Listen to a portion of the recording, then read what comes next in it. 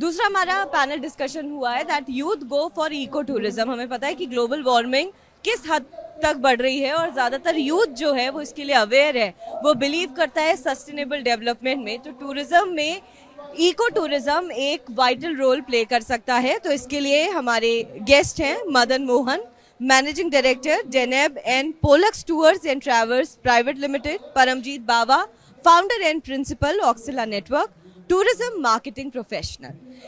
इनसे इस तमाम इशू पे बात हो गई। खासकर हम यूथ को फोकस करेंगे कि किस तरीके से एक इको टूरिज्म का एनवायरनमेंट हम ग्लोबली इंडिया के थ्रू क्रिएट कर सके और यहाँ के यूथ को भी मोटिवेट कर सके। Panel discussion of the day: youth go for eco tourism. And for this, let me please invite on stage Mr. Madan Mohan, MD, Deneb and Pollux Tours and Travels Private Limited. Mr. Madan Mohan. And Mr. Paramjeet Bawa, founder and principal Auxilia Network Tourism Marketing. Madan Mohan and Mr. Paramjeet Bawa, thank you both of you for taking time out to be with us here at TV9 Network and Red Communications World Travel and Tourism Festival. First up, before we go any further, Mr. Madan Mohan, just your thoughts on the fact that a travel and tourism expo of this scale is being held here. Yeah, it's really encouraging to see such shows in such a grand way. It encourages travel agents to bring out more and more packages in different areas to be known to people. So these are very important shows, and I think doing it in such a grandeur is remarkable. And it's a good time, isn't it? This year, travel is expected to peak, Mr. Bawa. Yeah, I think the India market was the fastest bounce back after COVID, after lockdown. And the world realized this. And there were a lot of competing economies which weren't really doing well. But India really jumped onto the bandwagon very quickly. A lot of the world is looking at India as a very key focus market now. And so, yeah, this is a good time for these kind of platforms because they'll attract a lot of domestic as well as international business. There's a lot of interest, both within India and out. And that's where eco-tourism fits in. There's so many different forms of tourism, from spiritual tourism to adventure tourism.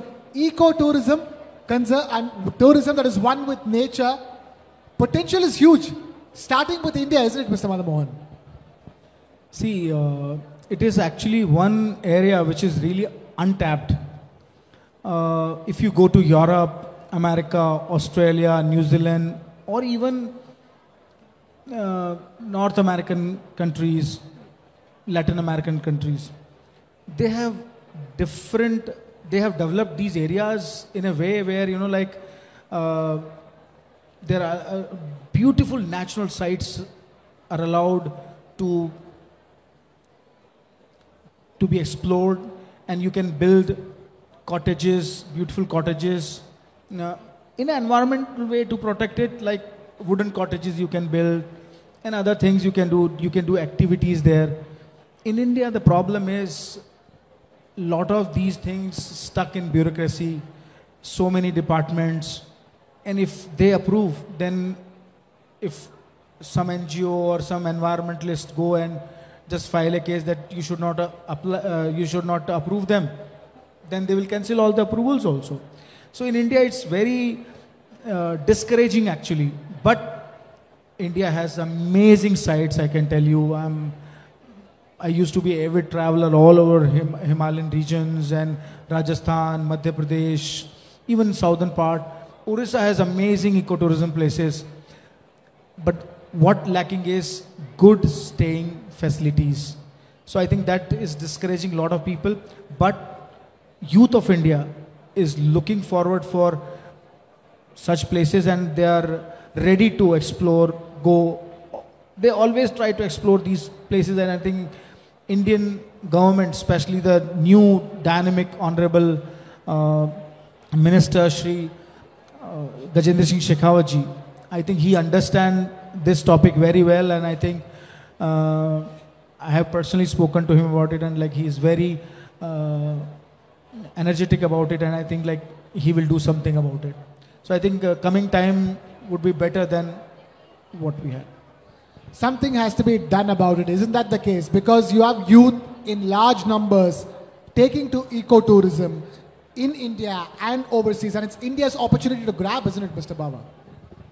Look, I have a slightly different take on this whole topic of ecotourism. First of all, I just want to clarify one thing. When you read most of the definitions of ecotourism in research reports and surveys and studies, it's usually linked to outdoors, environment, natural landscapes, beauty. I think ecotourism should be extended to even city touring, within cities, in urban areas as well. It should not be just restricted to rural, outdoor, mountains, lakes, parks. No, you can practice ecotourism even within a city, and you should. Now, my take on this is that the youth, yes, they are aware and they want to do it. Unfortunately, what we've seen from surveys and research on students and youngsters about ecotourism is that there's a lot of lip service being made. So everybody that you talk to will say, oh yes, ecotourism is really important, sustainability, we always look for it. But do they actually practice it when they're traveling? The answer, unfortunately, is not as much as they should be. So there's a lot of need to increase the awareness of what you can do when you want to be a responsible eco-traveler. Reduce the use of plastics, try and do more of trekking, walking, using bicycles, reduce the amount of car and vehicle travel that you do. Responsible disposal of waste, that kind of stuff. Don't litter. Recyclable plastics. All of these things, you need to have a lot more work to be done in the youth space, because we are a young country.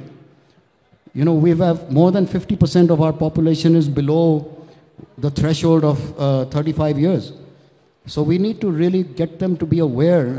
If you put 10 youngsters in a row here and ask them to define ecotourism, 7 or 8 of them won't really know what the definition is.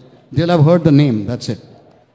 Very important point you make. Ecotourism is not just about forests and mountains and lakes. It's all about practicing ecologically better tourism, conserving the environment. And in that sense, that is an awareness and an awakening amongst all travelers and famous tourist destinations across the world, isn't it? And that's the reason why so many famous cities are levying the tourist tax. So many cities are complaining of over-tourism as well. And that's because of the way tourists treat those destinations. And this is an awareness that is spreading. True, and I agree with sir. Within the urban areas also, there are beautiful sites. Like in NCR, Bhati mining area is there, which is now hundreds of types of birds. It attracts a lot of wild animals like leopards are there, wild boar is there, a lot of antelopes, 2 types of antelopes are there, and so many other things. So if that can be a development, people around cities like Delhi can also enjoy, and as he said, people should be more responsible towards the environment while they are enjoying the ecotourism. And how do you do that? It needs a concerted effort and a push both from the authorities, the government's end, and the private sector, isn't it? Yes, the government can do something, they can have a role to play, but the private sector, but it also comes down to other areas. So it comes from families, that awareness being passed from parents to kids. It comes from schools. You need to have curriculum in schools which focuses specifically on the need for sustainability in everything that you do, including travel. So it's not just private sector, public sector. It's schools, educational institutions, it's families, homes. The whole consciousness needs to be improved before you can really say we are an ecotourism responsible society. And I think that's still going to take some time. It's a work in progress. We still got a long way to go. It's a work in progress, long way to go. In that sense, it's both a threat and an opportunity, isn't it? You have so much of potential, but unless otherwise you do something about it, it remains a threat, and it will never turn into an opportunity. Yeah, because India is a very big country that way, and every state in India have hundreds of sites which can be developed into superb ecotourism places.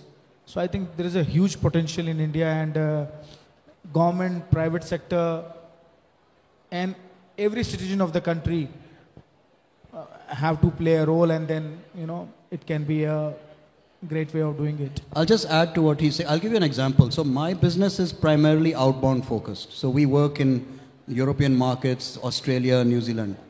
I was once on a cruise outside of Sydney in Australia, and we stopped at a small island. And the captain of the cruise boat, it was a small boat, there was only 15 of us on it. We got off and we spent some time on the island. And when we were coming back to the boat, there was a carton, empty carton lying on the island. Just somebody had thrown it from a picnic. The captain turned back, he went, picked up the carton and took it onto his boat.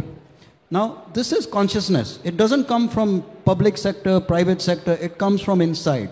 That, why should I allow this thing to pollute my island? I'll just pick it up. It has nothing to do with me, I didn't put it there, but I need to pick it up and clean the place. So this is, it's coming from inside. You know, this is what we need. It's there in the developed societies, the advanced societies.